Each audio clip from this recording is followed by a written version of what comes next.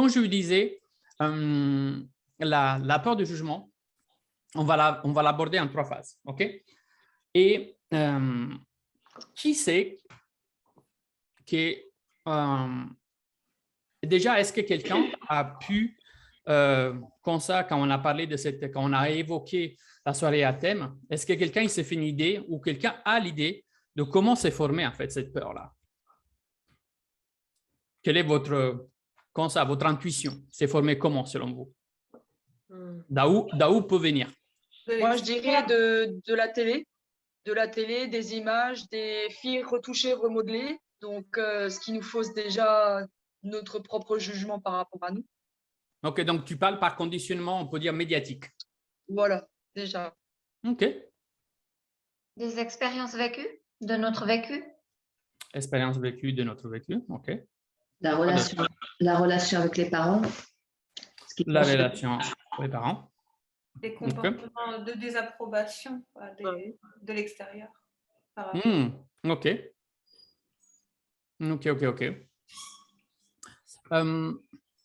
Bon, ça date un peu plus longtemps. On voyage encore plus en arrière dans les temps. Oui, l'éducation des parents, notre enfance. Oui, mais de quels parents? Ouais. Pas les nôtres. Des phénomènes de mode. Des phénomènes de mode. Non, en fait, si vous voulez, la peur du jugement, il vient de l'ère en fait paléolithique. Il faut savoir en fait que nous avons, du point de vue épigénétique et du point de vue biologique et du point de vue neurologique, nous ne sommes pas nés à la date de votre anniversaire. Du point de vue neuroscientifique, si on va aller voir en fait la transmission des gènes, nous, on appartient en fait à quelques siècles en arrière. Okay? C'est-à-dire que notre ADN, il ne faut pas les voir juste à partir de notre naissance. Okay? Sinon, ce serait trop réductif pour notre espèce.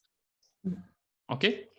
Donc, effectivement, la chose qu'on va voir ce soir, c'est-à-dire cette peur-là, appartient déjà. Alors, qu'il sait quelle est la transmission génétique, non? Dans notre ADN, c'est-à-dire dans notre ADN, quand on peut dire dans l'histoire paléolithique, l'homme a commencé à développer cette peur-là, mais à cause de quel besoin? C'est-à-dire, la peur du jugement n'est qu'une conséquence d'un manque de remplir un besoin primaire. Qu'il sait d'où il vient la peur du jugement? Manger. Le besoin d'appartenance. D'intégration sociale, quoi. Ou les tribus. De faire partie d'un groupe. Ouais, c'est ça, en fait. Le besoin, ça vient le besoin. La peur du jugement, ça vient du besoin de l'appartenance sociale. OK? Wow. Et donc, vu qu'il appartenait, on peut dire, à cette époque paléolithique, OK? Comment il s'est formé?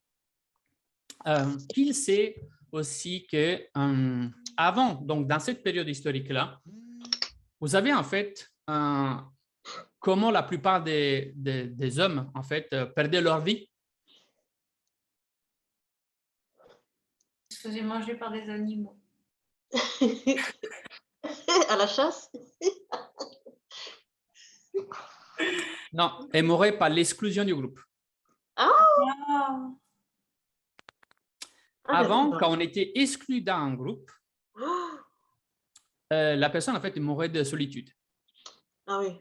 Elle n'était plus en mesure, mais pas du point de vue de chasser, des choses comme ça, parce qu'il était habitué. Si c'était un homme, il était habitué à chasser. Non, elle perdait sa vie à cause de ce besoin qui n'était plus répondu. Et bien sûr, à l'époque, il n'y avait pas non plus autant de conscience, autant d'historique qu'on a aujourd'hui, dans lesquels on s'en remet un peu plus facilement. Okay, si on est un peu en solitude. Mais malgré ça, on subit quand même, non? Quand on est en solitude, on sent cette tristesse profonde en nous. Okay? Il mourait de chagrin. Oui, c'est ça, il mourait de chagrin. Ouais. Et pourquoi? Parce que ses besoins primaires d'appartenance n'étaient pas satisfaits. Et d'ailleurs, en fait, c'est à partir de ce moment-là que dans notre ADN, OK, il s'est installé la peur du jugement. OK? Et effectivement, il y a une psychologie que c'est la psychologie de l'évolution. OK? En fait, voilà. Il y a une psychologie, donc la psychologie d'évolution, qui est en général, elle va voir aussi un peu quelles sont nos peurs et nos émotions. OK? Nous dit en fait que nos peurs, OK, nos émotions, ne sont qu'en fait la réponse de notre cerveau qui va élaborer, OK, et qu'il a élaboré dans toutes ces années, en fait, dans tous ces siècles en fait, d'appartenance. OK? Pour faire quoi? Pour s'adapter à l'environnement dans lequel on est. OK? Donc, cet mécanisme d'adaptation, OK, crée en fait donc des réponses à comment on s'adapte dans ce contexte. Alors, ça peut être un contexte social. Aujourd'hui, on le voit dans tous les contextes. Regardez votre travail, ça peut être à l'école, ça peut être avec la famille, ça peut être avec les chéris. OK? Et donc, comme je vous disais, donc, dans cette période en fait, paléolithique, la probabilité en fait de survie, OK, elle était beaucoup plus forte en étant en groupe qu'en étant en solitaire. Mais pas par rapport à l'effet de ne pas pouvoir chasser. Et c'est justement pour cet sens d'appartenance. OK? Après, bien sûr, avec les années, OK, avec l'homme qui a commencé à évoluer, l'homme a commencé à prendre cette peur et à la mitiger un peu. OK? Mais c'est à partir en fait, dans notre comment on dit, ancêtre, OK, et à leur peur que nous avons encore à l'intérieur de nous développé et forte la peur. Et d'ailleurs, est-ce que vous avez aussi que la peur donc du jugement des autres, c'est un des peurs les plus communes à l'être humain. Ça appartient vraiment à les peurs les plus fortes, les plus communes. Et nous y passons tous. En fait, tous, on passe par là. Comme je vous disais, dans cette peur-là, OK, c'est quelque chose donc qui vient dans cette partie vraiment ancestrale, qui s'est développé par cet sens en fait d'appartenance, OK, et surtout quand ce besoin n'était pas répondu, que les personnes ils perdaient leur vie à cause de ça, donc on développait la peur. Pourquoi? Parce que les personnes qui habitaient à l'époque, ils voyaient en fait quelle était la cause-effet. La cause était, OK, on te chasse du groupe. Et qu'est-ce qu'on voyait comme effet? Le caput, la mort. Donc, il disait, imaginez comme il était déjà appréhensif à dire, oula, si je me fais chasser de ce groupe, je vais crever. Donc, tout leur pensée, leur comportement, ils étaient en fait fortement conditionnés par cette chose-là. Alors, eux, ils ne savaient pas que c'était un conditionnement, ils n'avaient pas autant de possibilités, autant de culture, autant de connaissances. Alors, eux, ils subissaient que le tsunami qui arrivait en fait et emportait leur comportement, leurs émotions. Après, moi, j'ai déjà entendu cette étude, je crois, dans des hôpitaux où il y a des enfants en Russie ou dans les pays de l'Est qui n'avaient pas été touchés et qui sont décédés de ne pas avoir eu de contact physique. Et... Donc, du coup, ça me paraît cohérent. Mais c'est vrai que le fait que ce soit un adulte et tout, après, c'est vrai qu'il y avait sans doute pas le même niveau de conscience qu'aujourd'hui. Mais il n'y a pas qu'un niveau de conscience, il y a aussi alors, il y a quelques peu d'années, c'est vraiment moderne, une nouvelle discipline qui a révolutionné un peu la science de l'être humain, a venu frapper vraiment fort certaines croyances qu'on avait. Et cette discipline s'appelle l'épigénétique. L'épigénétique est venue en fait prouver que ce que nous on pensait jusqu'à présent, avant sa découverte, donc Bruce Lipton, que les gènes que nous avons à l'intérieur, c'était eux qui conditionnaient notre vie et donc l'influence de notre conformation génétique, il dictait un peu notre vie. C'est-à-dire que si on avait certains gènes, on devait arriver en fait à avoir un certain vie et on ne pouvait pas la changer car génétiquement, on était comme ça.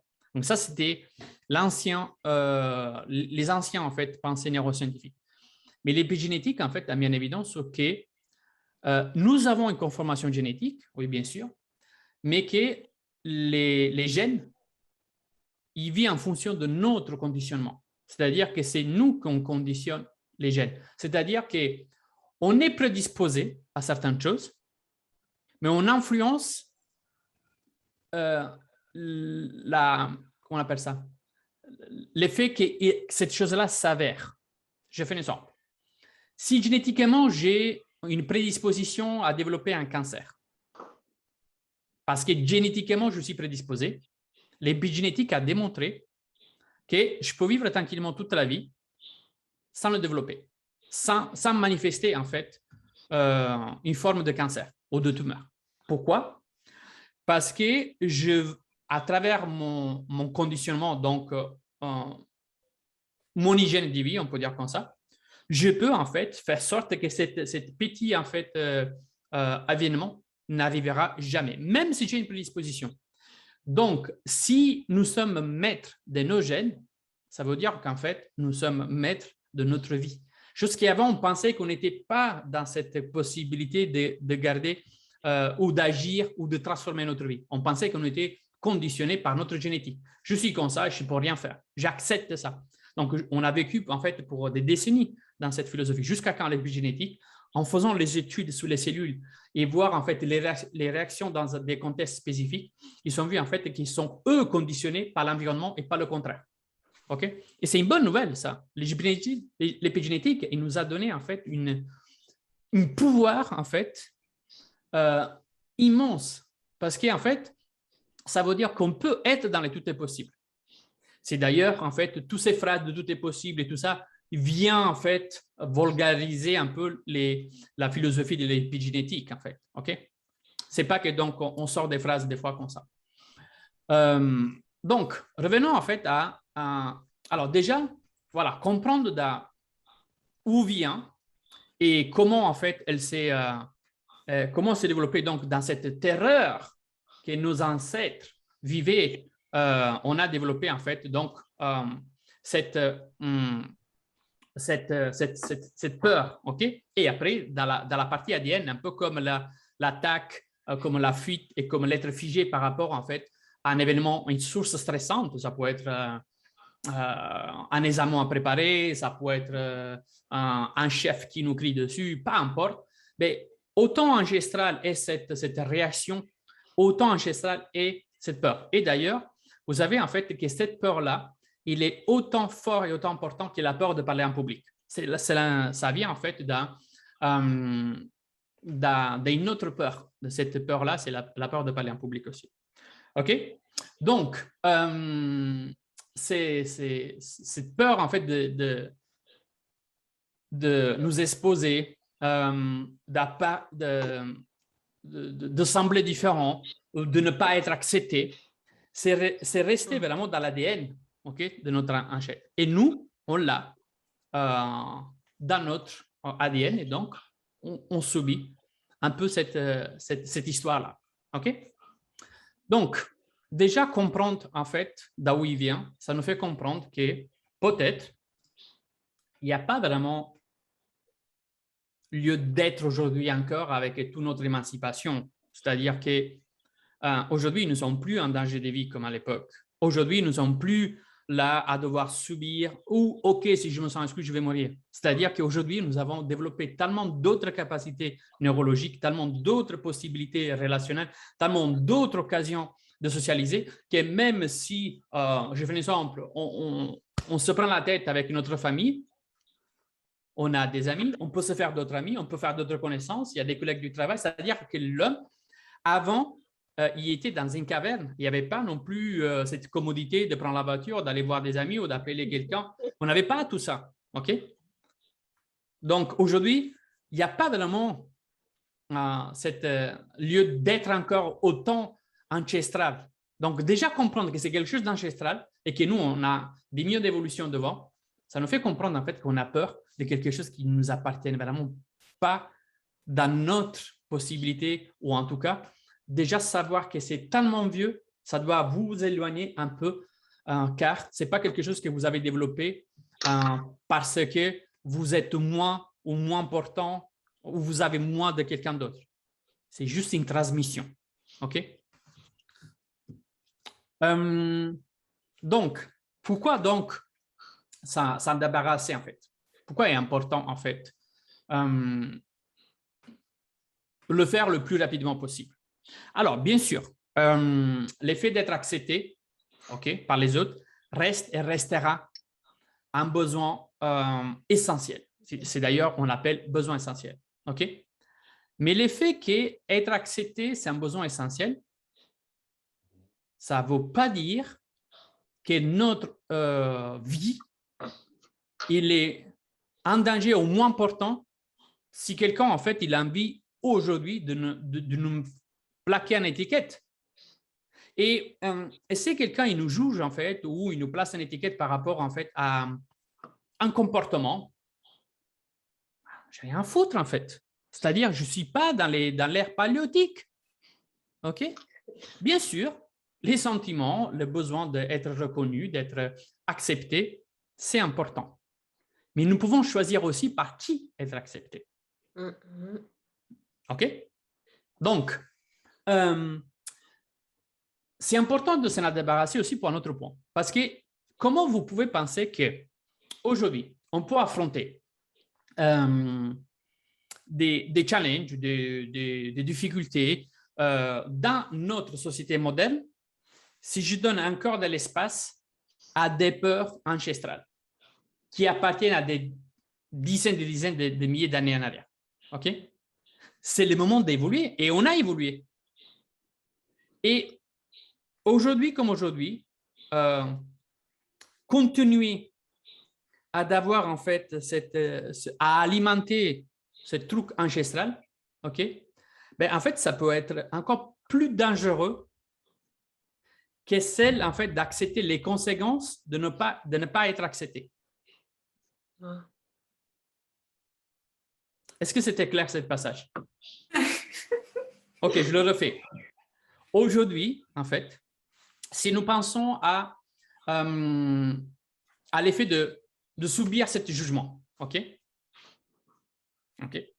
Donc, si aujourd'hui, on va continuer à alimenter ce sentiment, OK? De subir cette situation-là, si on continue à faire ce comportement, va devenir encore plus dangereux, OK, d'accepter les conséquences d'être jugé. C'est-à-dire, si j'accepte que quelqu'un d'autre ait l'envie de me plaquer une étiquette, OK, je vais plus vite, en fait, m'éloigner et me dissocier, car sinon, ça va devenir un vrai danger pour mon estime, pour mon amour-propre, pour la vie que je mène, pour mes projets. Et vous savez, en fait, je ne sais pas si il y a Erika Young, en fait, qui disait « On est tellement terrorisé d'aller être jugé qu'on va trouver toutes sortes d'excuses pour commencer à procrastiner. » Vous vous rendez compte, en fait? On a tellement la terreur d'être jugé qu'on alimente et on trouvera toutes les excuses pour procrastiner. Et est-ce que ça vous est déjà arrivé de peut-être penser qu'aujourd'hui, tu ne vis pas tes rêves parce qu'à un bout de moment, tu as eu peur de faire un choix. Ou peut-être que tu as eu peur que aller chercher de réaliser cet rêve-là, que peut-être tu avais même dans les fameux rêves qu'on a dans les tiroirs qu'on veut sortir parce qu'on veut, et tout simplement parce qu'on avait peur qu'il n'ait pas été compris ou accepté par les personnes qui nous sont autour de nous. Est-ce que ça a déjà arrivé d'avoir cette peur, en fait, peut-être j'en sais rien, de prendre un chemin de vie peut-être qu'il était moins connu, peut-être qu'il était moins sûr, mais peut-être que ça t'a mené en fait à quelque chose de bien, mais juste que tu avais ce sentiment que c'était inconnu et que tu as commencé à penser à la peur d'échouer et que donc en fait tu n'as jamais bougé, tu n'as jamais pris cette route-là, même en sachant que de l'autre côté, il y avait quelque chose d'extraordinaire qui t'attendait. Eh bien, j'imagine que tous, on a vécu des moments comme ça. OK? Et d'ailleurs, la peur des jugements des autres, c'est un des 4 motivations principales de la procrastination. Donc, si on revient à l'effet des rêves, OK, qui est à cause aussi de la procrastination, mais qui est alimenté par cette motivation de la peur du jugement des autres, continue à héberger en nous. Vous avez tous ces rêves-là que vous avez dans votre vie. Ils restent dans un tiroir. Mais je vous dis un secret. Est-ce que quelqu'un il sait qu'est-ce qui fait un rêve dans un tiroir?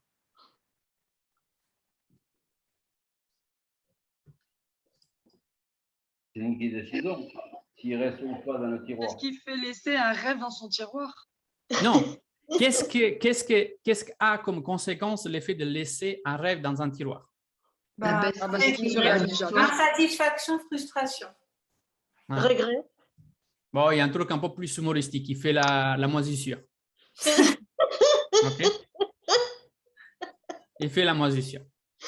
Donc, si vous ne voulez pas avoir de la moisissure aussi dans vos tiroirs, il va falloir en fait s'en débarrasser plus facilement aussi de ça. Il va falloir OK? traiter. Ouais.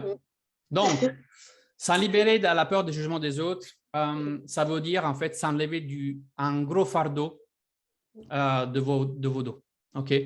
Et c'est un peu comme imaginer que vous avez ce grand sac à dos sous les épaules avec plein de grosses cailloux. Mais enlever la peur du jugement, c'est quelque chose en fait qui vous rendra la vie énormément légère. OK? Ouais. Parce que c'est ça en fait qui ralentit en fait nos choix, qui ralentit en fait notre vie idéale aussi. Parce qu'aujourd'hui, si on n'a pas, on n'arrive pas à matérialiser notre vie idéale, c'est parce qu'en fait, on alimente dans notre inconscient cette punaise de peur du jugement des autres. OK? Et très souvent, agir d'un bon timing avec en fait avec de la conscience, qu'il peut avoir en fait des dangers en fait, qu'on peut même les calculer si on veut. Hein. On peut même anticiper certains de ces risques. OK? Ça nous permettra d'être encore plus sur la route pour aller réaliser à toute échelle nos objectifs. Et quand je parle à toute échelle, c'est selon celle que c'est notre vision d'objectif à atteindre. Et ça, mesurer plus ou moins important parce que chacun de nous, à nos propres yeux, réaliser en fait nos objectifs, c'est quelque chose d'extraordinaire. Ça peut être même apprendre 10 mots en anglais. Si c'est un objectif, c'est un résultat extraordinaire. OK? Donc, il n'y a pas de poids sur la balance qu'un objectif est plus important que des autres. OK? Donc, plus vite on interagit, plus vite on commence à mettre attention à penser en fait à ces trucs qu'on se porte à l'intérieur qui appartiennent dans une époque qu'il n'y a plus besoin d'être aujourd'hui et de l'avoir avec des autres yeux, ben, en fait, ça peut nous rapprocher le plus rapidement de nos objectifs, même celles les plus ambitieuses. Okay? Parce qu'un des problèmes qu'on n'arrive pas aussi vers les objectifs très ambitieux, c'est ça aussi, hein. C'est cette peur-là. Donc, pour vous donner une autre statistique, vous avez en fait un des 5 regrets plus grands en fait de l'être humain.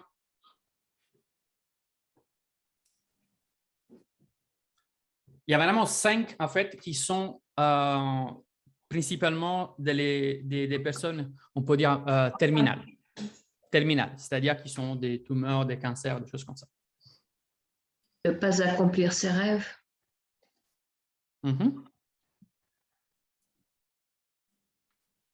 C'est de ne pas en fait avoir vécu suffisamment sa vie et qui se rend compte en fait d'avoir vécu sa vie pour courir derrière pendant leur existence ou pour des grandes parties de leur temps à réaliser les aspirations des autres.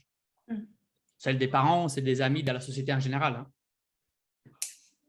Donc, est-ce que toi aussi, tu as envie d'arriver à la fin de tes jours et d'avoir en fait ce regret d'avoir vécu cette vie des autres, tout simplement par quelque chose qui, quand on vivait dans les cavernes et il y avait un con qui disait « Sors de la caverne !» Lui, en fait, il crevait. Et donc, aujourd'hui, on donne encore le pouvoir à un con qui dit « Sors de la caverne !» Ok, je sors. Et je vais trouver d'autres personnes meilleures que toi. Tu vas faire toi la moisissure avec ta caverne et tes bâtons. Ben, je vais trouver une autre caverne, celle qui on joue la musique, on met à fond et on danse. Ok? Donc, j'espère en fait que aujourd'hui, déjà avec la partie de pouvoir comprendre d'où ça vient, pourquoi est-il important s'en libérer, puisse réellement en fait te donner une motivation supplémentaire. Mais la motivation n'est pas suffisante. Okay? C'est pour ça qu'on va voir ces 3 points que je veux partager et après je resterai à des questions-réponses avec grand plaisir. Okay? Il y a une phrase qui est importante, peut-être que quelqu'un il la connaît, c'est de Roosevelt, qui disait « Personne ne peut te faire sentir inférieur à condition que c'est toi que tu lui donnes la permission. » OK? Et qu'est-ce qu'il y a de beau dans cette phrase en fait, de Roosevelt? Ce qu'il y a de beau, c'est que pour moi, après, en tout cas, c'est mon interprétation. Après, chacun, c'est ma vérité, j'obligerai personne à y croire. Que dans cette citation-là, pour moi, Roosevelt enferme l'essence pour comment dépasser la peur du jugement des autres. Parce que ça veut dire que la clé, c'est à l'intérieur de nous. Et je vais vous poser une question. Et répondez-moi comme ça vient, en étant tout honnête. OK? Est-ce que vous êtes sûr qu'aux autres, ils ne sont rien de mieux ou ils n'ont rien d'autre à foutre que passer leur temps à vous juger?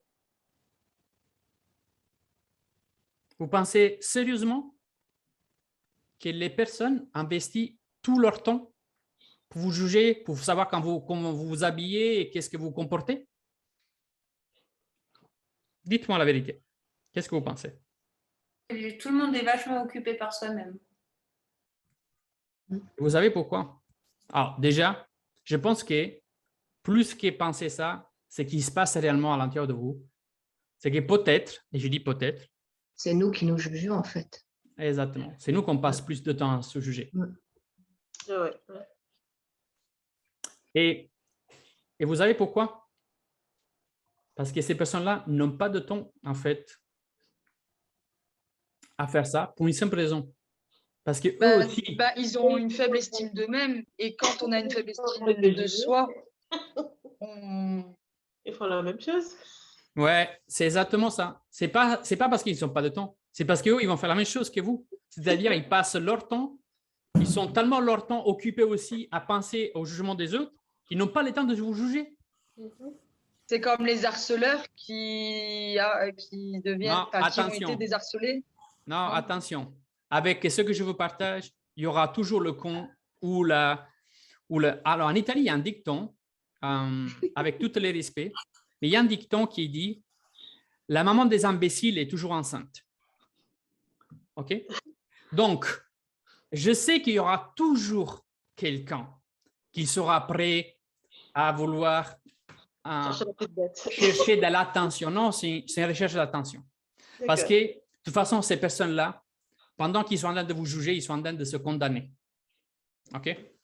Donc, parce que la personne qui émet un jugement vers les autres, il ne définit pas les autres, mais soi-même. Je la refais. Les personnes qui donnent ou qui placent un jugement ne définit pas les autres, mais soi-même. C'est défini lui-même. Et en fait, on ne peut pas aimer les autres tant qu'on ne s'aime pas soi-même. Non, je n'ai pas dit ça. Je le formule.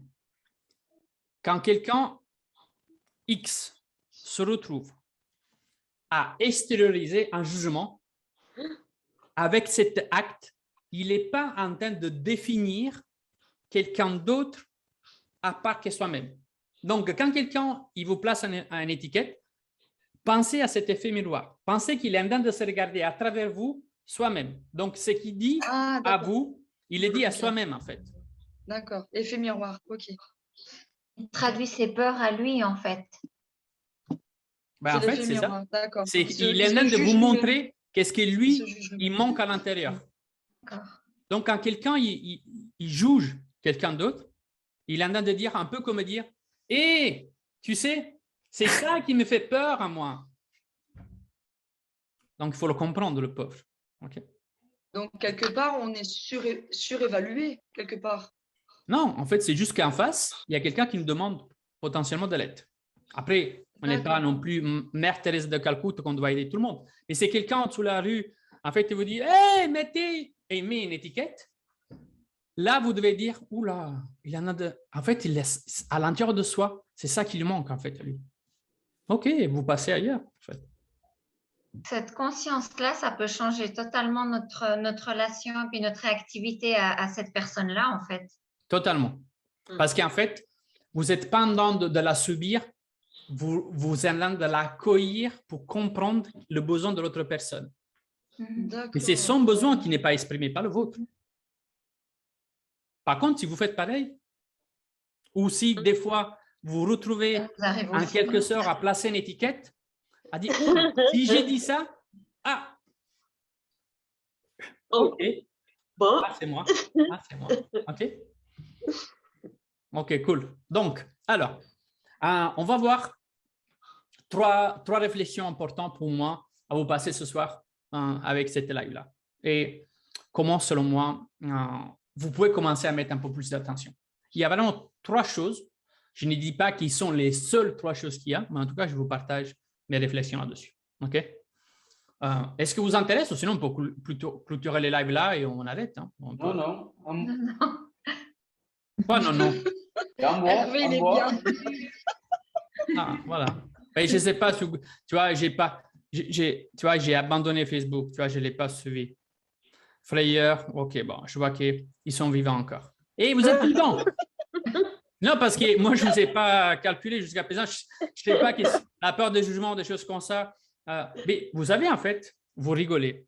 Mais quand on a lancé la première version de Âme Esprit, c'était un parcours, en fait, que justement, on va ouvrir, en fait, une semaine gratuite à partir du 20 au 24 pour la nouvelle version. La première fois qu'on a ouvert ça, il y avait plein de personnes qui ne venaient pas sous Zoom. Selon vous, pourquoi ils ne venaient pas? Quelle était la peur principale? De se faire Et juger. si je vais dire quelque chose, t'imagines, il y a autant de monde, ils vont dire quoi de moi? L'homme de la caverne, sors de la caverne. Et donc, pour éviter d'être à l'extérieur de la caverne, il dit au moins, je reste derrière l'écran, c'est Facebook, ils ne voient pas. Autour de moi, je suis protégé et j'ai ma caverne ici. OK. Non, parce que c'est ça, hein, dans la tête, si je vais dans une autre caverne, ils ne m'acceptent pas. Oh mon gosh. Okay. Bien sûr. Et donc, il y avait plein de personnes qui n'allumaient pas sa caméra, ils ne venaient pas en direct, qui disaient « Waouh, je vais être mangé, tu vois, il y a l'ogre dans la caverne qui va sortir en bout de moment. » Voilà. Donc, mais je le comprends, et c'est tout à fait normal. Et ce n'était pas un jugement. Bon, bah, bref, j'ai compris qu'on va passer aux suggestions. Donc, premier point. Ben justement, je pense que vous l'avez compris. Il faut arrêter de jouer à monsieur ou madame le perfectionniste. Ouais. Donc ça, c'est vraiment quelque chose que vous l'avez compris. Si tu as peur, en quelque sorte, continuellement des autres qui vont peut-être te juger ou mettre des étiquettes, c'est juste parce que peut-être que tes standards, ils sont un peu trop élevés. Tes attentes vers toi-même, ils sont un peu trop élevés. Ou peut-être, parfois, irréalisables. Trop irréalisables. Parce qu'il y a des choses irréalisables qu'on peut réaliser. Mais des fois, quand c'est trop irréalisable, il faut être plutôt honnête à voir la vie comme elle est. OK? Ça ne veut pas dire démotiver à d'avoir des objectifs ambitieux. C'est d'autres choses. Donc, ce n'est pas pour rien, en fait, que le perfectionniste doc, hein, on le cultive, en fait, dans les vignes de Bordeaux, il continue, en fait, à travailler sur ces, comment on appelle ça, quand on fait une version, après on la met de côté pour dire, oui, non, mais parce que je vais la sortir, hein, mais je dois juste un peu l'améliorer. Après, il fait la version 2, et il va dire pareil. Ouais, voilà, là, j'ai la 2. Mais, Des sauvegardes. oui, parce que voilà, cet angle-là, ça va me permettre de faire la version 3. Après, il arrive à la version 3 et dit, enfin, ouais, la version 3. Mais attends, je ne peux pas la sortir comme ça, parce que si je prendrais dans notre angle, donc, en fait, elle va faire un travail, en fait, autour de ces versions qui va toujours laisser dans cette fameux tiroir qui fait la moisissure. Voilà, qui fait la moisissure et qu'après on doit dégager, nettoyer. Okay. Nettoyer, désinfecter. Ne fait qu'en fait alimenter sa propre peur que les autres ils vont le juger. C'est pour ça qu'il ne sort jamais en fait son truc. OK? Ouais. Parce qu'il donne plus d'importance, pas à tous les travaux, à tous les temps qu'il a mis pour faire cette version 1. Non, il prend tout ça, il la met à la poubelle et il dit, mais en fait, le vrai pouvoir, c'est celui-là qui va me dire quelque chose. Donc, en fait, il donne plus de pouvoir à quelqu'un qui va dire, ah, mais cette virgule, tu l'as mis là. Vous devez juste lui répondre, qu'est-ce que j'ai rien à foutre? J'ai passé 10 heures ou j'ai passé 10 mois à la mettre comme ça et je veux la mettre comme ça. Ça me plaît, c'est mon erreur. Tu me permets de vivre mes erreurs et d'apprendre dans mes erreurs. OK. Donc, si vraiment vous voulez faire au moins, ou en tout cas, si vous ne voulez pas être trop infecté par ce virus-là, du perfectionniste, il faut commencer en fait à réfléchir que ce qui est important, cette version que vous avez passé du temps pour la faire, ne sera que ni la première ni la dernière. Et que même la 10, il aura cette évolution de la 11, et sera comme ça à l'infini, parce que nous sommes dans cette même ADN. Oui, mais ça vient d'où alors ce besoin de perfection en fait? Ça vient d'où? De la peur du jugement. Plus tu alimentes les perfectionnistes, plus tu alimentes la peur. C'est comme la phobie. Quelqu'un qui a une phobie, imaginez-vous la phobie de l'avion. Qu'est-ce qui se passe? Il ne prend pas l'avion. Et donc, le fait de ne pas prendre l'avion justifie qu'il a peur de l'avion. Et donc, la peur de l'avion grandit. Car c'est justifié car je ne prends pas l'avion.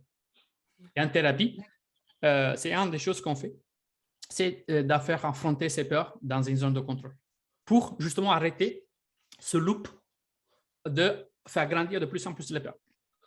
Et là, c'est pareil. Plus vous êtes dans le perfectionniste, plus vous allez alimenter en fait la peur de jugement. Car si vous le sortez, c'est parce que de base, vous alimentez la peur de jugement. Donc, essayez-vous de comprendre comment vous pouvez aussi de votre côté réduire un peu cette processus. Ouais. Ce serait bien. Ce serait bien de savoir comment arrêter ce processus parce que c'est toxique en fait. Ça me ronge, c'est à l'intérieur, c'est un poison. Bon, j'ai compris qu'avec vous, en fait, on va faire en fait 10 ans de live. Mais oui, bien sûr. J'ai pris conscience ce soir qu'à chaque fois que je sors un mot, il faut l'approfondir. Je sais, OK. OK, cool. Bon, après, j'essaie de comprendre. Mais tu as raison. Mais c'est pour ça, en fait, que j'aime bien passer le temps avec les personnes. En tout cas, je l'ai choisi le jour que j'ai choisi ce métier, donc ça va. OK. Après, un deuxième point, c'est, et je pense aussi que vous l'avez compris, il faut arrêter d'alimenter l'idée de plaire à tout le monde. Parce que ça aussi peut vous aider largement à descendre la peur du jugement des autres.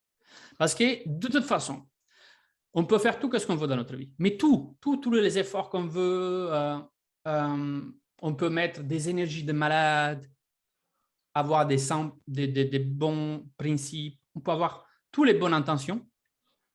Il y aura toujours quelqu'un, et je peux te rassurer en fait, que je te partagerai après des choses vraiment que je vis, je ne dis pas au quotidien, mais quasi, il y aura toujours en fait cette fameux imbécile qui joue le rôle de l'attention, qui sera prêt à ne pas être d'accord avec vous et même vous pointer les doigts. Pour faire quoi? Pourquoi il vous pointe les doigts? Hey, on l'a dit tout à l'heure. Hein? Mais sa peur à lui. Voilà, c'est parce qu'on de parler de ses peurs, pas des vôtres. Okay? Donc, s'il le fait, c'est que vous voyez dormant comme ça, vous devez. Ou vous faites aussi, vous pouvez faire comme ça. Hein? Il y a quelqu'un qui vous place en fait ça, vous faites miroir. Ou sinon, faites une chose, marchez avec un miroir et quand quelqu'un place une étiquette, vous le faites comme ça, vous le faites monter. Faites comme ça. Vous le mettez sur votre visage. Et dit continue, parle. Parle. Et après, vous voyez comme ça, il dit, oh, t'es mal mis toi. Hein? Okay? Donc, choisissez-vous comment vous voulez faire ça. Mais arrêtez de plaire à tout le monde. De toute façon, il y aura toujours celle qui cherche le besoin d'être compris, l'approbation, l'appartenance, ou qu'il est en train de vous donner un signal d'alarme sur soi. J'ai besoin d'aide. C'est ça qui dit les personnes. J'ai besoin d'aide. OK? Donc, quand je vous disais en fait que c'est quelque chose que je vis quasi au quotidien, c'est que quand on fait ces métiers-là et on s'expose à dire nos pensées, à partager des visions qu'on a, on a toujours une partie qui va dire « Tiens, pas mal, ça me plaît comme il interagit, ça me plaît. » Et après, tu as une autre partie, normalement plus en minorité, très en minorité, qui va dire « Ah, ça y est, encore en fait, un gros qui est venu dans l'espace. Ah, il a découvert le chose. » Et j'ai plein de commentaires comme ça aussi.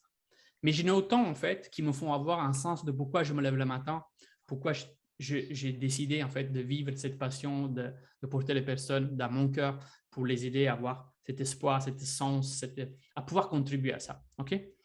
Donc, il y aura toujours, en fait, mais sachez que si vous analysez votre vie, cette partie-là sera l'1% des personnes qui réellement vous aiment. C'est juste que des fois, on a un pouvoir énorme. Vous savez quel est le pouvoir? C'est que juste parce qu'on vit dans un contexte dans lequel on pense sur les personnes qu'on peut dire qu'on connaît, hein, qu'on fréquente le plus, peut-être les 15-20 personnes, et on pense que toute l'humanité est comme ça. Et donc, si dans les 10 personnes, il y en a 5, on dit, c'est multiplié pour 7 milliards et demi, imagine à quel point, en fait, je ne suis pas apprécié du monde, en sachant, en fait, que ce n'est pas cette proportion. C'est que nous, on connaît tellement peu du monde. C'est qu'en fait, c'est quel 1% qui va être comme ça. Mais il existera. Donc, vous faites le jeu miroir, vous marchez avec un miroir et c'est bon. Vous mettez un miroir dans votre sacoche. De toute façon, et en plus, à part Hervé et Christophe, qui nous sommes là ce soir, et sur Facebook, je ne sais pas, un peu, vous avez toujours des grands sacs.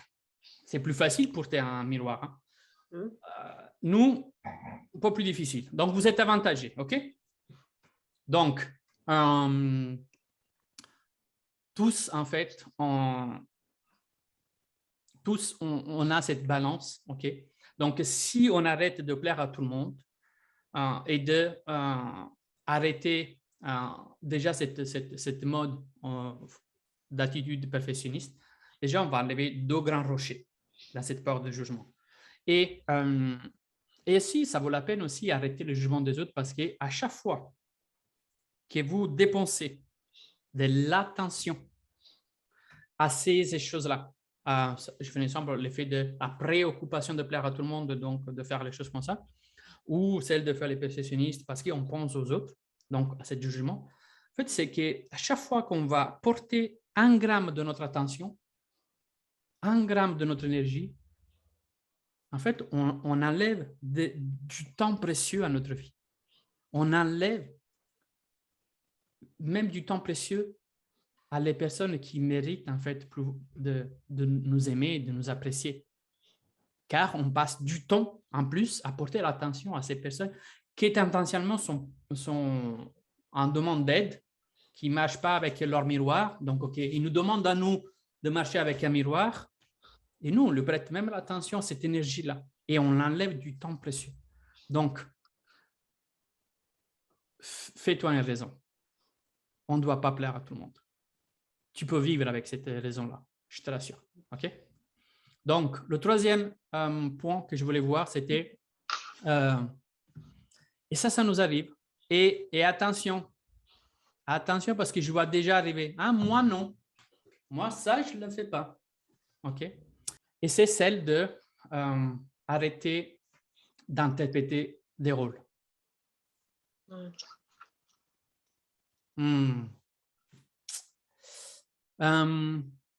le sens où il faut rester authentique, rester soi-même.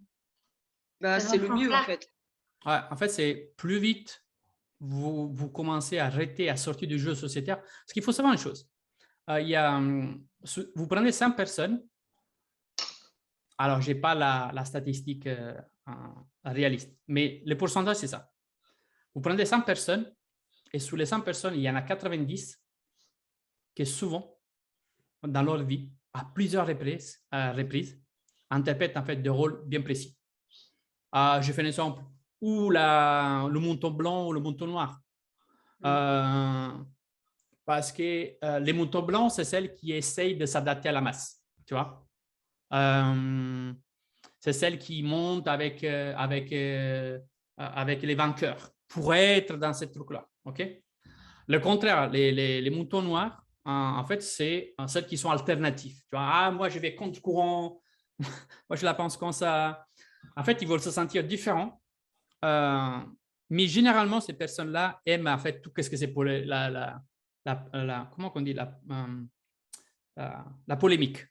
OK? Et sont en fait un peu style OK, c'est moi, non, c'est pas comme ça. Ils sont toujours cette attitude-là comme ça. OK? Et par contre, il y a une toute petite partie de personnes qui en fait, il a décidé de ne pas jouer un rôle, de ne pas avoir une étiquette, de ne pas avoir une définition, de ne pas avoir en fait plus qu'une pensée, plus qu'une autre pensée, appartenir à des idéaux sociaux.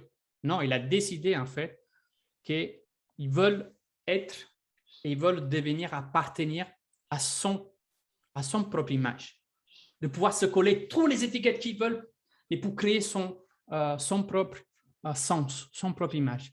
Peu importe en fait que les autres décident d'aller à droite ou d'aller à gauche. Si j'ai envie d'aller parfois à gauche ou à droite, mais je me sens en fait pas tout à fait bien, ça veut dire en fait que peut-être que plus je me rapproche du mieux, plus je vais trouver mon équilibre en fait. OK? Donc, arrêtez de jouer de rôle, d'être étiquetable, facilement étiquetable. Essayez-vous de ne pas vous associer trop à des pensées communes. Il y a aussi un dicton qui dit où il y a la grande masse, il y a la médiocrité. Et ce n'est pas offensif, c'est statistique et c'est réel. Parce qu'il y a 10 personnes qui n'ont jamais fait une chose, en fait, nous, on n'essaye pas de la faire. On fait agrégation à la masse, on va vivre dans la médiocrité. La masse a toujours tort. Les statistiques de la moyenne sont toujours fausses. Ils sont basés, en fait, pas sur une réalité. La moyenne n'a rien à foutre de la moyenne, en fait. Si j'ai décidé que je vais essayer d'aller sur la Lune, en étant dans un objectif réalisable et réaliste par rapport à ma propre plante, qu'on va découvrir un peu dans la semaine aussi de l'estime de soi, il n'y a rien à foutre, en fait, des autres. Et ce n'est pas parce que je n'ai pas de l'importance, je ne veux pas être éduqué, et pas avoir... Non, c'est juste que je veux arrêter de jouer un rôle. Je veux juste pouvoir appliquer mon temps, peut-être à comprendre ma propre existence, mon propre sens, d'avoir mes propres principes et de voir à la fois les partager, s'ils sont en fait, s'ils sont demandés, ou changer d'environnement pour aller chercher peut-être un environnement qui est capable de mettre en valeur ce que je veux, mais pas en termes de vouloir, en termes de valeur. OK? Et des fois, quelque chose qui nous fait réfléchir aussi pour éviter de jouer un rôle, est-ce que ça vous arrive souvent, ou peut-être pas, celle de suivre vraiment tes propres préférences sans être influencé par ni aucune chose et ni aucune personne. Quand c'est la dernière fois que tu as fait ça? Quand c'est la dernière fois que tu as vraiment dit, OK, ben, j'assume et je sais pas, mais j'assume en fait. C'est-à-dire, je vais. Mais je n'attends pas ni l'approbation et ni le consentement ou ni le conditionnement, à part mon propre envie, mon propre choix. Mais souvent, en fait, on est plutôt dans l'effet que faire quelque chose, c'est parce qu'on est sous l'influence sociétaire. Donc, on joue un rôle. Et ça, des fois, ça nous prive de faire les choses qu'on a envie vraiment. Ça nous prive parfois d'avoir vécu des moments authentiques. OK? Et ce dernier point de ne pas jouer, en fait, de ne pas jouer un rôle, c'est vraiment, en fait, essentiel. Je le partage vraiment avec le cœur. Ce n'est pas parce que les autres ne sont pas essentiels, mais celui-là, il a un poids important. Il y a un poids humain très important pour s'éloigner de la peur du jugement des autres. Quand vous décidez d'arrêter de jouer des rôles, vous n'êtes plus conforme. Et quand vous êtes plus conforme, vous êtes plus jugeable. En tout cas, par vous-même, que c'est la première personne qui se juge le plus, rappelez-vous. OK? On peut avoir un comportement différent par rapport à des contextes différents. Ça veut dire que dans telle situation, dans tel contexte, on ne joue pas de rôle, on reste authentique, on fait ce qu'on estime bien pour nous. Et dans d'autres contextes, comme par exemple le contexte actuel, le contexte sanitaire actuel, toute la problématique de la vaccination ou pas, mouton noir, mouton blanc, moi j'ai l'impression que moi, je peux fonctionner comme ça. Pour certaines choses qui me concernent que moi, par exemple, mais attention, je peux être authentique et puis autrement, je peux suivre la masse. J'ai compris ce que tu veux dire, mais attention, il y a un présupposé ou une présupposé de base qui est c'est une distorsion. En fait, tu fais une distorsion, c'est-à-dire que oui, c'est possible que des situations comme tu viens de l'évoquer vont se produire. Il y a une différence entre des situations qui se produisent par choix et une situation qui se produit par obligation. Je fais un exemple. Si quelqu'un entre en banque et qu'il a un pistolet et il dit « Levez la main et donnez-moi votre argent, sinon je vous tue. » Ça, c'est extrême. Je suis conditionné, c'est-à-dire là, l'influence, elle est forte. C'est-à-dire que ce n'est pas un choix. Je ne peux pas choisir. Aujourd'hui, celle que tu as mis comme un contexte un peu la vaccination et sans entrer dans les détails parce que ça peut générer polémique et ce n'est pas le but. C'est pareil en fait. À un bout de moment, ce n'est plus un choix. Parce que si je me retrouve face, je fais ensemble. Je fais les cas extrêmes toujours pour porter un peu la réflexion à penser qu'à une échelle plus petite, c'est la même chose. Mais si je me retrouve face en fait à ne plus pouvoir aller faire les courses, de ne plus pouvoir aller dans mes divertissements sociétaires, les restaurants, les trucs, les sorties, les cinémas, et même les bungalows, ou même d'autres situations, et que je dois passer ma vie, ou en tout cas dans cette période de vie, à rester chez moi, et si j'ai la chance d'avoir un bout de verre pour me promener, et quelques amis qui s'en fichent que j'ai les Green Pass ou pas, et que j'estime que cette pression externe n'implique pas une dépression personnelle, parce que mes valeurs, peut-être, ils sont moins sociétaires et plus intrinsèques sur les relations, et une fois que j'ai les bonnes relations autour de moi, ça me suffit. Ça, c'est quelque chose qu'on peut prendre comme choix de poursuivre ses propres décisions. Quand c'est l'inverse, quand tes valeurs sont sociétaires, et ce n'est pas une question de juste ou pas juste, mais je fais un exemple. Moi, j'ai des amis qui, pendant le Covid, ont failli passer à la dépression. Et pas parce que le Covid était la dépression, c'est parce que la privation de ne plus sortir au restaurant, de ne pas voir les amis, de ne pas pouvoir aller faire des concerts, ça lui rendait la vie triste à tel point qu'il est tendance de dire « je vais devenir dingue à la maison, je n'en peux plus, je pète un plomb ». Et d'ailleurs… On les a virés des cavernes. La Chine, pendant la période forte de Covid, il a fait 33% de séparation familiale. Pour plein de raisons, parce qu'ils ont découvert d'autres choses. Mais là, c'était un peu un cas extrême. C'est-à-dire, là, on vit une période historique assez particulière. Donc, Mais bon, pour résumer en fait ton échange, c'est qu'il faut faire une différence entre qu'est-ce que c'est contrôlable par ton choix et qu'est-ce qui est imposé et non contrôlable par l'extérieur. Là, effectivement, on peut avoir des comportements différents et c'est tout à fait justifié par l'obligation. OK?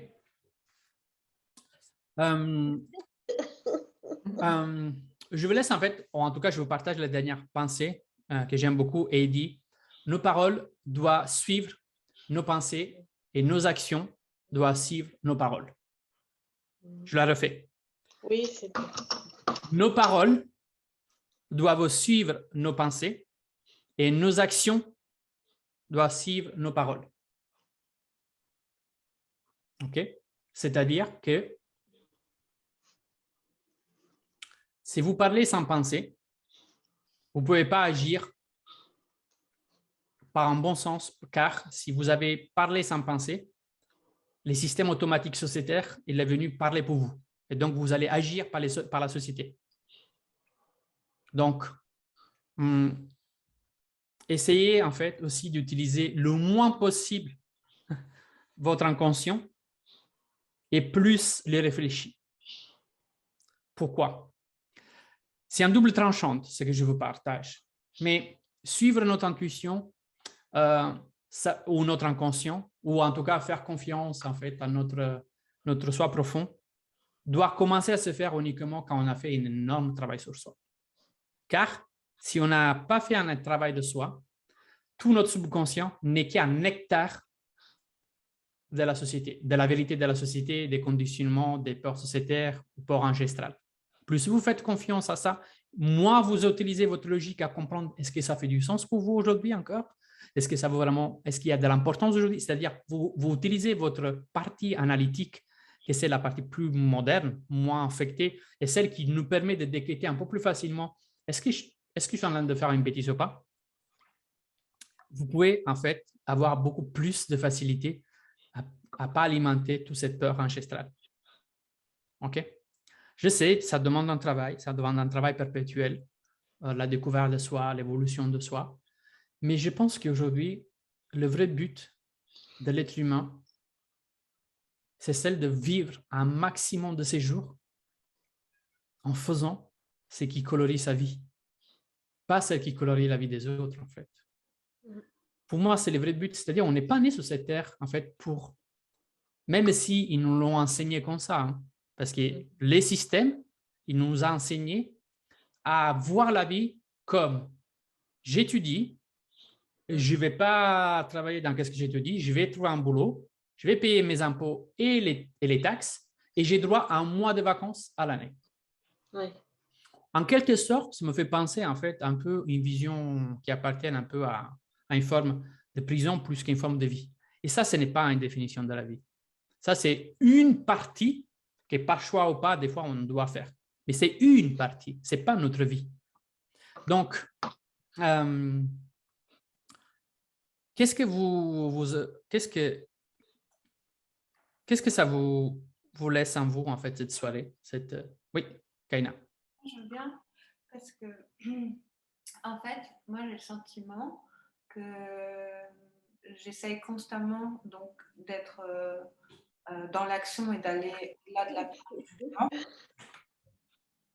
Et par contre, donc, par exemple, en ce moment, je prépare une exposition et du coup, donc j'agis et parfois ça m'arrive de procrastiner, mais par contre, en fait, le fait d'être tout le temps aller à l'encontre de la peur du jugement, ça fait que je suis en permanence quand même je ressens quand même énormément d'anxiété. Oui, oui. En fait, l'anxiété, ce n'est qu'un effet de la peur du jugement. En fait, je laisse pas la peur du jugement m'empêcher de faire ce que je sens être vraiment important pour moi et quand même, je suis pas totalement tout le temps connectée à l'anxiété, heureusement.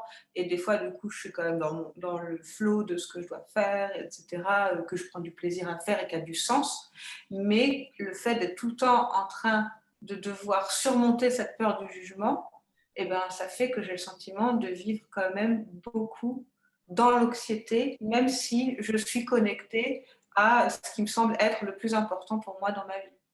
Oui, j'entends et je suis même persuadé que tu es connecté à ce qui était vraiment important pour toi. Mais ça me fait l'anxiété tout le temps à une forme énorme. Donc tous les jours, c'est comme des montagnes que je dois traverser, quoi. Je le fais, mais c'est dur. Je pense qu'il y a quelque chose, bien sûr, à aller chercher, mais comme ça, intuitivement, ce qui me vient, c'est que je ne sais pas jusqu'à quel point, tout en étant connecté à ce qui est important pour toi, je ne sais pas jusqu'à quel point tu es autant polarisé sur pour qui tu réalises en fait tes œuvres d'art. Je pense qu'il n'y a pas encore toute cette énorme connexion en toi que quand tu fais quelque chose, tu ne le fais pas pour les autres, tu le fais pour toi. Mais pas dans le sens de plaisir, pas dans le sens d'importance.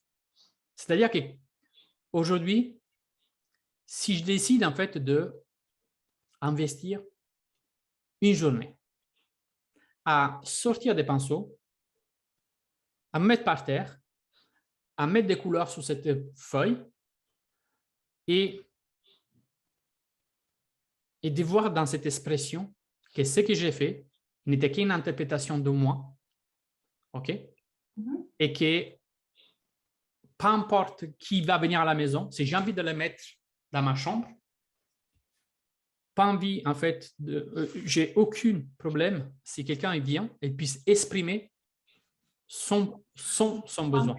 Oui, mais tu vois, par exemple, ce matin, je sentais de l'anxiété et du coup, je me suis posé la question de pourquoi je faisais ce que je faisais et en quoi c'était important pour moi, et de me reconnecter à ça, ça a fait baisser l'anxiété. Oui. Et c'était quelque chose, effectivement, bien sûr, c'est pour moi, mais c'est aussi ce qui est fort en moi, c'est pour embellir la vie des gens que je le fais. Oui, je comprends en fait que tu le fais pour embellir. Et justement, c'est ça. Parce que quand tu fais pour embellir la vie des gens… Je sens intérieurement que ça a énormément de sens et que ce n'est pas du tout de l'anxiété que je ressens quand je… Mais ça, encore une fois, tu vois, tu viens de dire quelque chose. Je le fais aussi pour embellir la vie des gens. Non, mais avant tout, quand même. Oui, mais quand tu le fais… Bonsoir.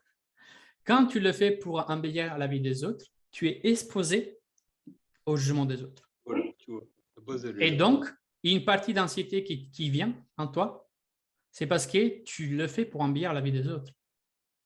Chose qui est embellir la vie des autres, ça doit être la conséquence polarisante d'embellir ta vie et d'attirer ou de partager ta lumière avec les personnes et le contexte qui sont en mesure de le voir, en fait.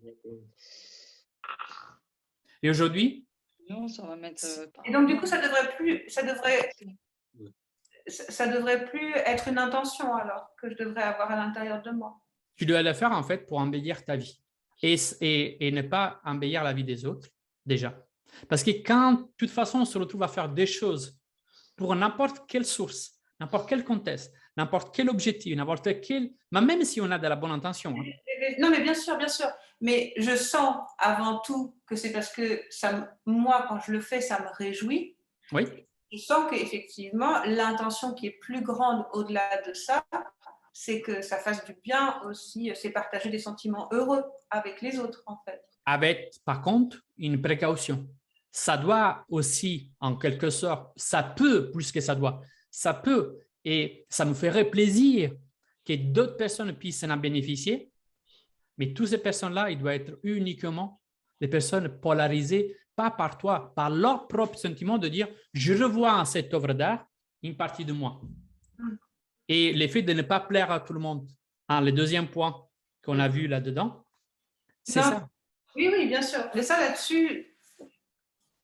Mais quand tu vas travailler, quand tu fais tes œuvres, et tu es en fait un peu un pic d'anxiété, c'est parce que tu rajoutes en fait du stress, ok? Et cette forme de stress, c'est parce que tu fais encore pas le switch, que c'est 100% pour embellir ta vie.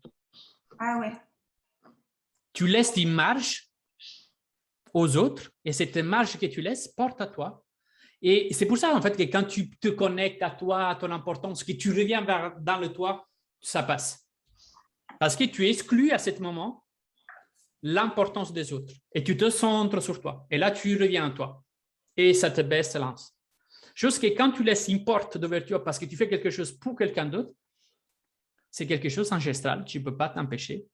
Ça va prendre le dessus car tu dis, OK, mais si je le fais pour quelqu'un d'autre et il n'est pas apprécié par le jugement des autres, alors ça me fait l'anxiété. Ou je vais au perfectionnisme, ou je vais à procrastiner parce que plus vite je le sors, plus tard je le sors, et plus tard j'aurai cette peur à devoir affronter.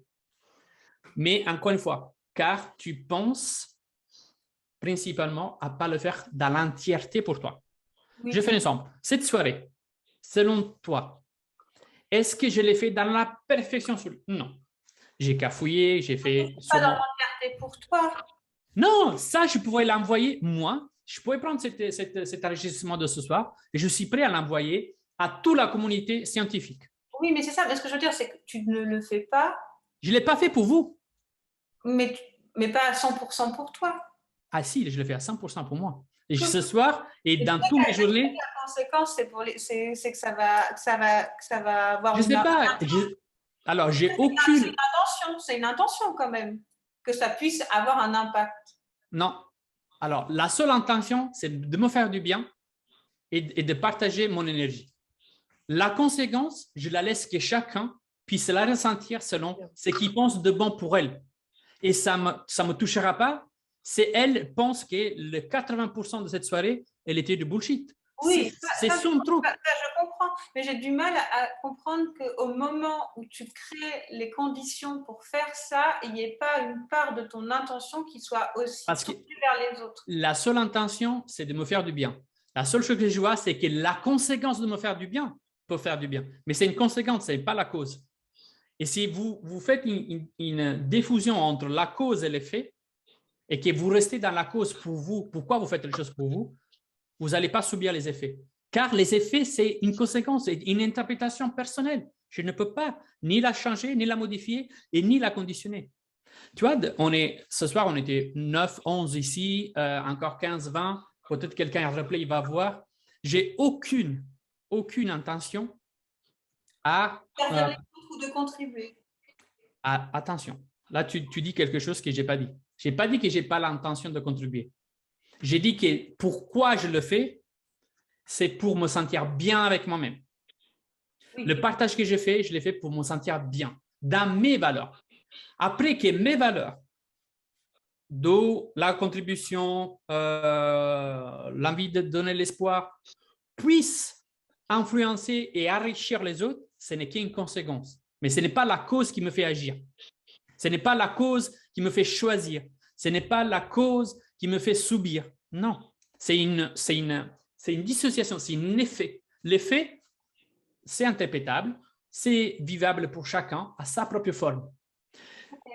Et pour y arriver à faire la distinction, il faut vraiment commencer à cultiver en vous les bons sains égoïsmes, celles qui vous permettent de vivre et de ne pas être dans la société, de savoir que si je me lève le matin et j'ai envie d'étudier 10 heures parce que je me sens bien, je ne le fais pas parce qu'après je dois faire un live, je le fais parce que je veux me sentir bien. Après, que l'effet de partager a comme effet bénéfique à Christophe, à Hervé, à Corinne, à Monica, n'est qu'une conséquence. Okay. Et je serai à ce moment de partage dans les personnes qui me diront « Ah, tu sais, Gennaro, merci, ça m'a fait énormément du bien le live d'hier soir. » À partir de ce moment que la personne me partage ça, je peux la filtrer et remercier cette partie-là. Mais si quelqu'un me dit « JJ, hier, je n'ai pas trop apprécié », ça ne va pas changer l'effet que je ne vais pas me sentir mal. Pourquoi? Parce que c'est un effet miroir. Elle a appris qu'est-ce qui était bon pour elle et qu'est-ce qui n'est pas bon pour elle. Et c'est sa vie, c'est sa perfection, c'est sa perception, c'est sa map du monde, c'est son sentiment. Je ne peux pas être, moi, à l'intérieur de mon monde, la personne qui est là. La personne qui est là, elle décide d'être là. Elle doit être là. Elle doit pas être... Les personnes ne doivent pas entrer dans votre monde. Les personnes doivent vivre dans leur monde. Ils ne doivent pas être dans votre monde.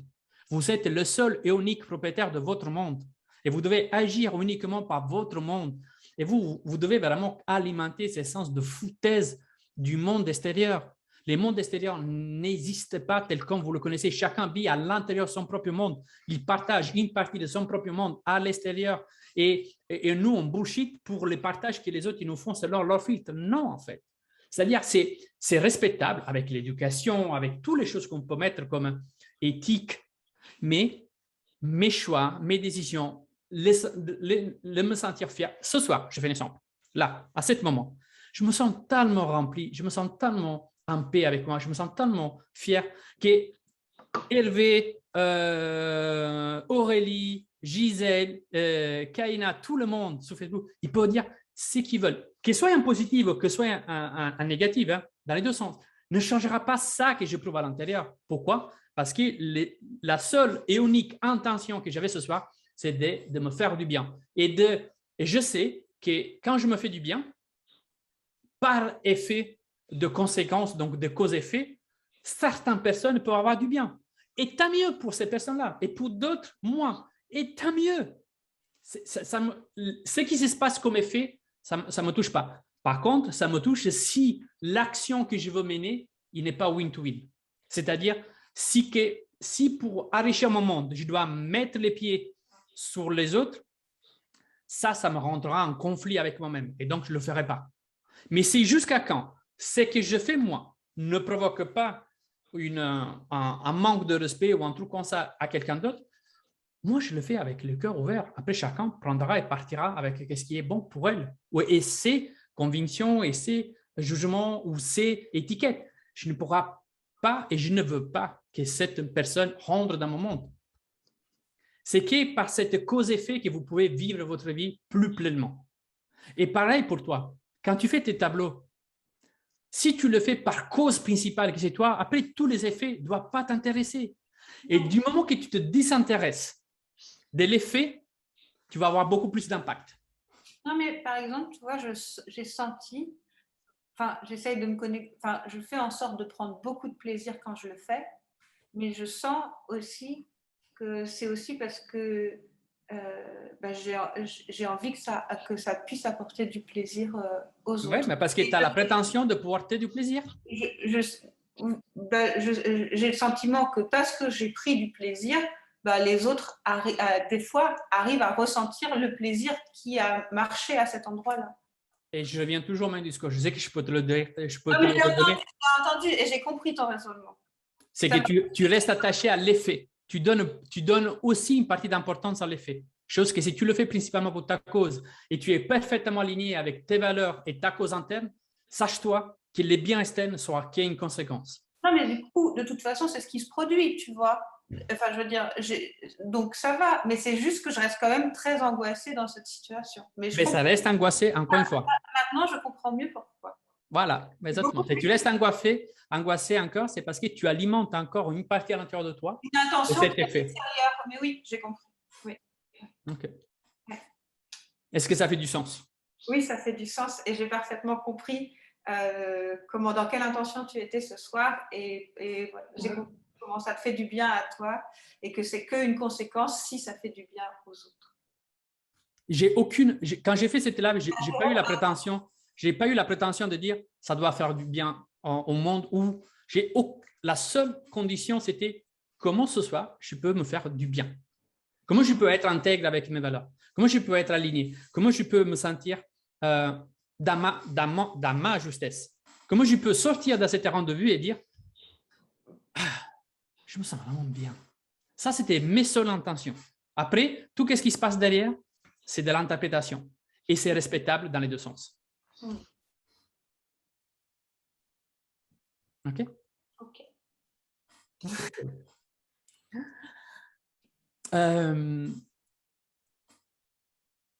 Est-ce que pour vous aussi, ça fait du sens, ce que j'ai dit à Kaina ou pas? Oui. Oui, ça fait du sens, oui. Oui. OK, ça fait du sens. Okay, super. Ça résonne. Ça résonne. OK. OK, super. C'est une belle prise de conscience de ce qui m'anime, moi, personnellement, quand je fais du coaching avec les personnes.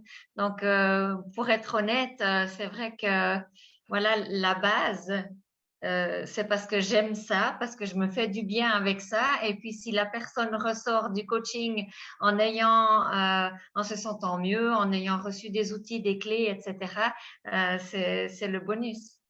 Mais c'est vrai que la prise de conscience ce soir, elle est là, c'est qu'en fait, c'est pour me faire plaisir à moi. OK. Plus vite vous entrez dans cette unique vision de la vie, vous n'imaginez même pas le nombre de problèmes qu'on pourrait enlever de cette terre-là. Et donc, on se retrouve donc dans les prochains lives. OK. Quelle sera? Aucune idée, en fait. Je vais voir l'aspiration, mais on restera toujours autour de quelque chose qui va consolider à petit aussi un peu ce triangle de la valeur humaine comme l'amour propre, comme l'estime de soi et la confiance en soi. Et sera aussi l'occasion d'avoir, en fait, alors, juste pour revenir, en fait, sur Aurélie, effectivement, quelle est la différence entre un parcours et des lumières spot? Parce qu'en fait, pour moi, ces thèmes-là, ces soirées-là comme ça, pour moi, si je dois utiliser une créativité visuelle, je le vois comme des éclairages spots qui viennent porter de la lumière où il y a des petites zones d'ombre. Donc, je le vois comme une flèche qui arrive, hop, apporte un peu de la lumière ici. Après, paf, dans l'autre côté. Mais notre univers, il est tellement vaste qu'il faut beaucoup de temps de petits spots comme ça pour éclairer un maximum de choses à l'intérieur de nous. Et ça, c'est, on peut dire, les moments spot. La différence d'un parcours, c'est celle de créer, en fait, pas un lumière spot, mais de plutôt avoir un gros phare qui s'allume pour nous montrer, en fait, un chemin et commencer à le parcourir dans une direction éclairée. Et à la fin de ce chemin, il y a à niveau une partie de nous qui est beaucoup plus lumineuse d'une manière beaucoup plus rapide que celle de faire des petits spots. Okay? Donc ça, c'est la différence qui passe entre participer dans des soirées spots ou prendre le choix de faire des parcours. Et indépendamment de la personne qui vous lui apportez de la confiance, ce n'est pas parce qu'en fait, les vents, on va faire la première expérience et parce que j'ouvre en fait mon programme au public et vous devez le suivre. Non, peu importe le choix qu'on décide de faire, la différence qui passe entre le parcours et des trucs spots, c'est juste une question de temps. Ça ne veut pas dire que ces spots, ils ne font pas du bien. Mais ils ne font pas, en fait, il faut du temps pour éclairer plein de choses. Et il y a plutôt une approche généraliste. Parce que là, on a une approche assez généraliste, c'est-à-dire qu'on essaye d'investir du temps, bien sûr, de l'attention, des énergies, pour aller voir certaines parties d'ombre de nous. Et ça fait du bien. Mais ça fait encore plus de bien aussi quand vous décidez vous-même de créer un parcours à l'intérieur de vous. Parce que ça va faire comme ça, à l'intérieur de vous, déjà une route très épaisse, très large, très confortable, éclairée et stable. Mais il n'est pas ni la première ni la dernière. Je vous rassure, en fait. Moi, depuis, en fait, que j'ai décidé de poursuivre, en fait, la voie intérieure, j'ai commencé par le volontariat, par les missions humanitaires. Donc, c'était travail au-delà de ma passion, au-delà en fait, de la profession qu'aujourd'hui je fais, est né déjà comme un sens de pourquoi de soi. Je me disais, mais quelle est la signature que je veux avoir en fait sur cette terre? Comment, en tout cas, je peux avoir une formule mathématique que je m'étais construite, c'est-à-dire celle d'arriver à la fin de la vie avec le moins de regrets possible par rapport à moi, par rapport à moi, pas la société. Et l'effet d'entrer dans cette métier-là, c'était pas voulu au départ, parce que moi, j'étais un informaticien de base. J'ai travaillé en fait dans l'informatique, j'ai travaillé à Monaco, dans l'hôtellerie de luxe, je m'occupais de la maintenance et informatique. J'étais à l'IT. Mais même si, par contre, j'avais l'âme, celle de contribueur, celle de faire du bien à l'humanité, parce que je faisais déjà des missions humanitaires, je faisais déjà du bénévolat, je prêtais déjà de mon temps dans la contribution. Mais jamais j'aurais pensé que j'aurais fait ça comme métier pour les simple raisons que j'avais fait une école. Voilà. J'étais dans un système qui m'avait dit qui je étais. Il m'avait défini par un parcours. Il n'était pas un parcours que j'avais choisi. Après, d'autres choses se sont survenues dans ma vie qui ont bouleversé ma vie, qui ont fait sorte que à plusieurs reprises, j'ai dû, à la fin de ces plusieurs reprises, écouter cet appel et me dire, ben, en fait, OK, je quitte tout. Et à partir de ce moment, j'ai tout quitté. J'ai quitté le luxe, j'ai quitté le confort, j'ai quitté en fait certaines habitudes de confort, certaines permissions de confort, certains lieux de confort pour me dédier en fait à une nouvelle route que je savais juste en fait qui me remplissait beaucoup plus de celle que j'avais à l'extérieur. Et avec tous les risques et toutes les peurs, je me suis juste donné les moyens de la poursuivre, de me former. Et après, je ne me suis jamais demandé pour combien de millions de personnes je voulais le faire. Je me suis dit, si j'aurais un jour la possibilité d'avoir sauvé une vie, tout aura pris du sens pour moi. Et après, il s'est produit ça. Et quand s'est produit ça, j'ai dit, ah, alors si j'aurais 2 vies, je pourrais avoir une autre personne, il y aura encore plus de sens. Et toutes ces choses-là, ils se sont enclenchées en derrière les autres. Et avant, j'étais dans les... Quelque part, tu as changé aussi de rôle aussi. Ah ben, c'est pas que j'ai changé de rôle, je suis sorti du rôle sociétaire et j'ai décidé de créer mon propre rôle, mais c'est-à-dire ma propre authenticité. Mais ce n'était pas un rôle, en fait. Moi, ça, ce n'est pas un rôle. Je pourrais rester ici jusqu'en fait à la fin de mes yeux. Que les yeux étaient. Je pourrais parler éternellement, je pourrais passer du temps avec vous, je pourrais en fait vous passer énormément d'énergie, d'outils pour passer vous. Mais tout simplement parce que c'est ma passion, parce que c'est mon cœur, parce que j'ai à l'intérieur de moi comme une mission. J'ai aujourd'hui la possibilité de vivre celle qui est devenue un rêve. Ce n'était pas un rêve. Je l'ai construit un rêve. Aujourd'hui, c'est un rêve. Ce que je vis, c'est un rêve. Aider l'être humain ou avoir la capacité de pouvoir aider l'être humain dans toutes ses formes. Ça peut être dans un éveil de conscience, dans une petite step. J'ai déjà gagné. Ce soir, j'ai déjà donné du sens à pourquoi je me lève le matin. Quand j'ai vu en fait vos visages, quand j'ai eu votre consentement, quand j'ai vu votre approbation ou quand j'ai vu les personnes qui ont pris un parti de leur temps pour venir m'écouter, ça a déjà donné un sens. Déjà ça a donné sens à pourquoi je me suis levé ce matin. Entre autres avec les autres choses. Donc ça, c'est aussi être plein, être rempli. Quand quelqu'un dit « Comment tu te sens rempli ?» Quelle est la sensation de se sentir rempli? C'est d'avoir des personnes comme vous qui choisissent de partager quelque chose de super important, que c'est votre temps, car votre temps, il est associé à votre vie. Donc, c'est quelque chose d'extrêmement important et rare. Et quelqu'un, il me l'a offert ce soir, dans 1h30, à écouter mes idées, à écouter mes visions, à partager. Comment vous voulez que je ne puisse pas me sentir en fait rempli? Que d'autres personnes ont décidé de partager 2 des ressources plus importantes qui sont leur temps, leur énergie. Vous comprenez, en fait, des fois, ce n'est pas une question d'avoir, c'est une question d'être. Et aujourd'hui, je me sens rempli. Parce que c'est cet être que j'ai choisi de poursuivre quand j'ai voulu quitter l'être que j'étais à l'époque.